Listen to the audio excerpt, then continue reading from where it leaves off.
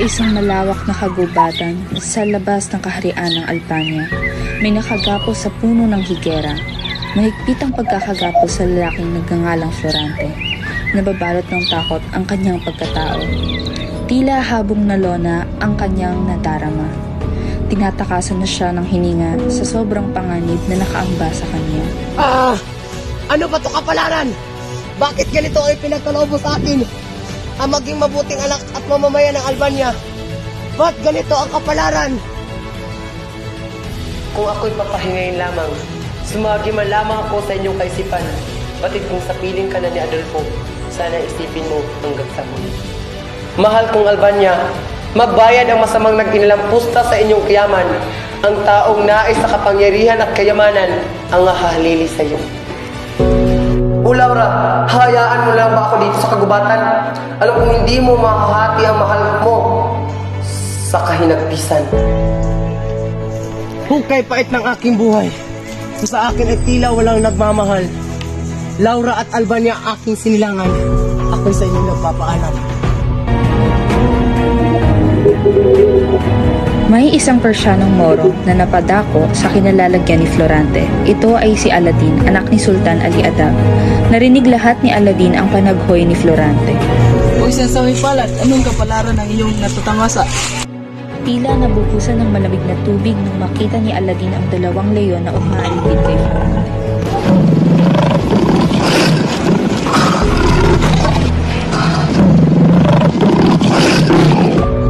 Mabilis niyang kinalas ang mahigpit na pagkakatali kay Florante, kahit alam niyang ito'y isang kaaway.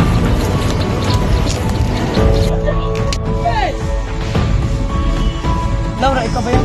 Ay, mali! Isang muro, isang kaaway! Ngunit bakit ba ako liligtas sa bingit ng kamatayan? Hindi walang gaaway sa panahon ito. Ako nga pala si Aladin. At ako nga pala po si Florante. Maraming salamat sa tulong mo, kaibigan.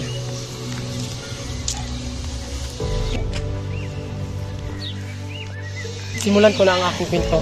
Simula pa nung ipinanganak pa ako.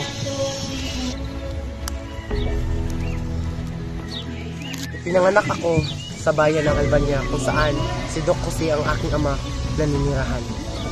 At ang ina ko naman na si Princesa Floresca, pinangalanan nila akong Florante.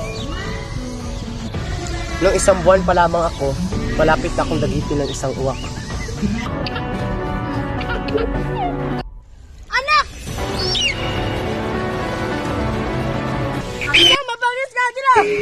Ang florist ka, paumanhin at hindi ko agad napansin ang mabangis na agila.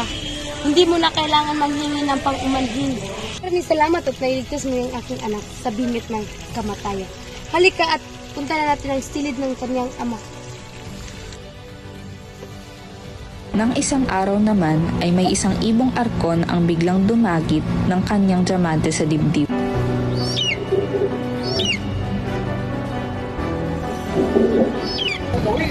Aray! Maayos ka lang ba, anak?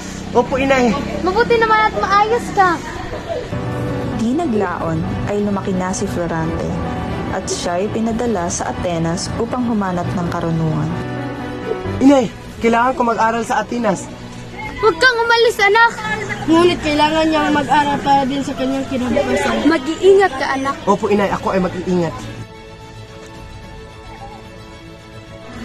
Maligayang pag-ating, Florante. Maraming salamat, maestro.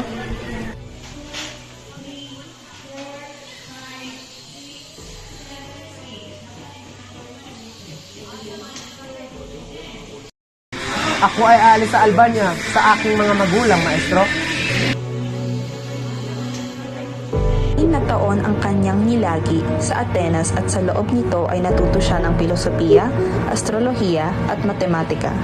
Dahil sa angking galing ni Florante ay di siya nahirapan na manguna sa klase. Dinaig niya maging si Adolfo, kaya't isang araw ay nagkaroon sila ng dula-dulaan.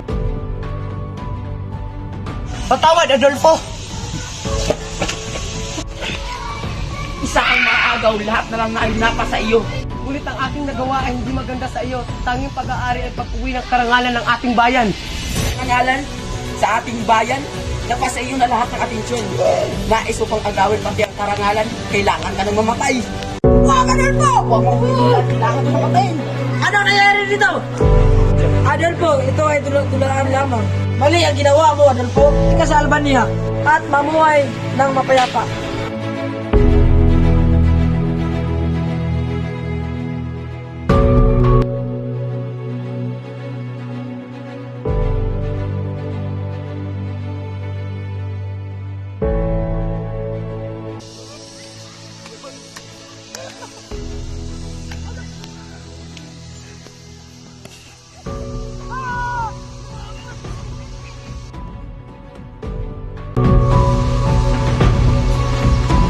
Paalam na maestro, ngunit ako ay magbabalik pa sa Albania.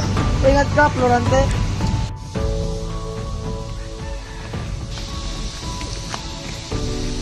Gayang pagbalik ko natin. Maraming salamat, kamahalan.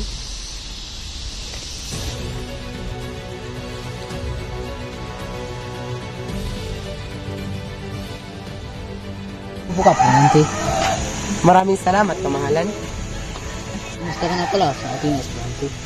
Maayos naman ako doon, kamahalan.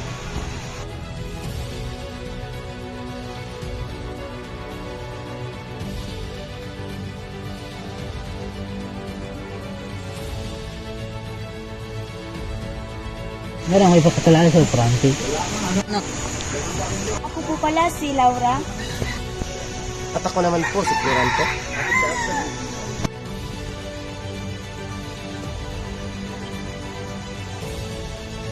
Laura, samahan mo sa maglibot sa Albania. Florante. Sige, Laura.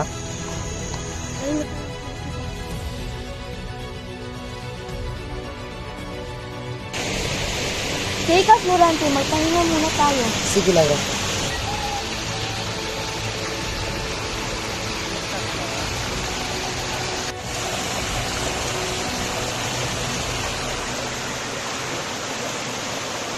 Tara, Florante, bubalik na tayo sa klase.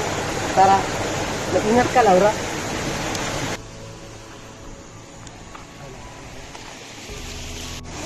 Salamat, Laura. Salamat sa pagpasyal mo dito sa Albania.